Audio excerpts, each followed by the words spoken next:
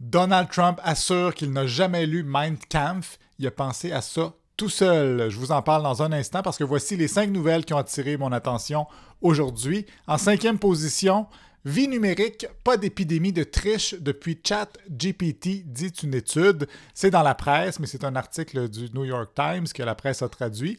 Et ce qui est fascinant dans cet article-là, c'est que on apprend qu'il n'y a pas plus d'élèves qui trichent en utilisant ChatGPT qu'avant. Ils ont fait des tests, là, des sondages cette année, et c'est le même taux de tricheurs qu'à l'époque, c'est-à-dire 60 à 70% des élèves aux États-Unis au secondaire qui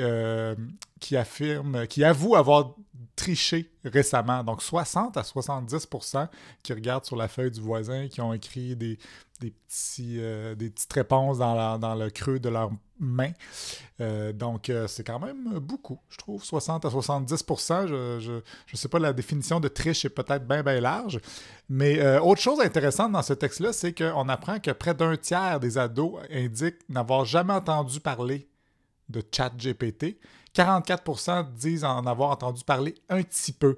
Je trouve que ça en dit long quand même sur le fait que nos jeunes ne suivent pas beaucoup l'actualité parce qu'on en a tellement parlé de ChatGPT, mais eux autres sont complètement déconnectés de cette réalité-là, alors que ça pourrait de beaucoup faciliter leur trichage. 4e position, un pick-up qui roule sur le terrain d'une école. C'est une vidéo, on peut la voir un petit peu partout sur les réseaux sociaux d'un gars dans son pick-up qui... je dis un gars, c'est peut-être une femme, j'ai des préjugés envers les pick-up. Donc, qui contourne une ligne de piquetage. Avec son pick-up, il passe dans la pelouse, détruit tout le gazon d'une école. Et ce qui est spécial là-dedans, c'est qu'il y a encore du monde en 2023 qui pense qu'ils peuvent agir comme des débiles puis que personne ne va les filmer, voyons donc. Puis en plus, le gars a le nom de sa compagnie sur son pick-up. Turcotte 1989, c'est écrit dessus. Si vous voulez me mettre dans la marde, voici mon adresse. Un petit peu niaiseux. Mais quand même, je dois souligner que ce gars-là, au moins, c'est 1989, son adresse, c'est pas 2000. Hein. Maintenant, on avait toutes sortes de commerces. C'était Coiffure 2000, Bobby 2000, Excavation 2000. Mais lui, bon, il était là avec 1989. Il n'a pas l'air de quelqu'un qui va avoir qui veut donner l'impression qu'il a une entreprise du futur, puis que finalement, rendu en 2001, ben, c'est déjà passé de date. Donc, bravo pour ce nom, M. Turcotte. 3e position. Trump doubles down on Hitler's rhetoric. Ça, c'est dans un discours. Ben, vous savez, Donald Trump, en fait, une cour du Colorado qui a dit que Donald Trump n'était pas éligible à se présenter à la présidence, en tout cas au Colorado, parce qu'il aurait participé à une insurrection. Il y a des juges qui sont des juges démocrates, là, c'est sûr que ça a peut-être une influence là, sur ce résultat-là, mais ça va peut-être aller en Cour suprême, puis là, on verra si ça va être porté à l'ensemble du pays. Mais donc ça, c'était hier, ce jugement-là. Mais hier, Donald Trump, il faisait un discours, puis il n'a pas parlé de ça. Par contre, il est revenu sur ses déclarations sur le fait que les immigrants empoisonneraient le sang du pays. Et ce qui est exactement comme ce que Hitler disait, sauf qu'il a répété cette phrase-là, puis il a dit il n'aime pas ça quand je dis ça, en passant, j'ai jamais lu Mein Kampf. Ça veut dire qu'il a pensé à ça tout seul. Alors, bravo, Donald, pour ça. J'imagine que les grands esprits se rencontrent. 2e position, Taylor Swift...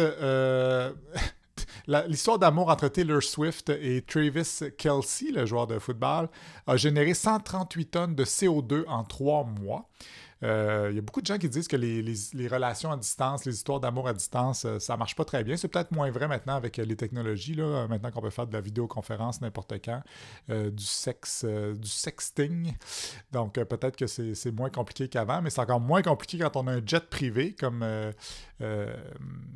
Taylor Swift. Donc, ça génère beaucoup, beaucoup de de CO2. Je sais que Maxime Bernier, là, j'en ai parlé à la radio hier, il dit que le CO2, c'est bon pour la planète parce qu'avec du CO2, ben, on peut engraisser les tomates. C'est bon pour les plantes, le CO2, ce qui est vrai. Mais c'est juste que quand il y en a trop, à grande échelle, ben là, ça pose problème. Puis lui, il mise beaucoup sur le fait que les gens ont un petit peu perdu le sens des proportions, là, pas capables de faire la différence entre de l'engrais pour les tomates puis les gaz à effet de serre qui font réchauffer la planète. Mais bon, c'est une autre histoire.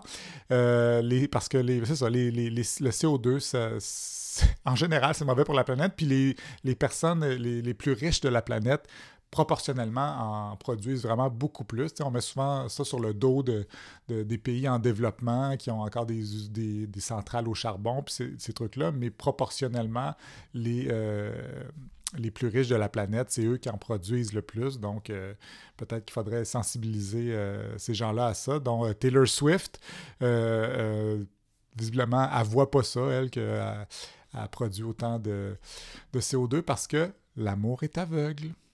Et en première position, pourquoi le Canada est-il surnommé le Hollywood North? Ça, c'est sur le site de Radio-Canada. En fait, le Canada est le Hollywood du Nord pour les films poches de Noël de Hallmark. Moi, j'ai jamais regardé ces films-là, mais il y a beaucoup de monde qui semble aimer ça, même si c'est toujours un peu la même histoire. Et toujours un peu cheap, mais bon, au Canada, ça a l'air qu'on est bon pour produire ces films-là. Probablement que notre main-d'œuvre coûte moins cher, puis aussi on a de la neige, ils ne sont pas obligés d'en créer avec des plumes d'oreiller puis des gros ventilateurs. Donc, c'est ça. Puis dans le texte, il y a une personne qui est interrogé, qui dit ben oui, c'est des films tournés au Canada, mais ça se passe toujours aux États-Unis. Et la preuve, c'est que les personnages n'enlèvent jamais leurs bottes quand ils entrent chez quelqu'un. Effectivement, on ne peut pas imaginer ça. En hiver, quelqu'un qui rentre quelque part avec ses bottes au Canada puis qui marche dans la maison avec ses bottes, c'est un petit peu débile.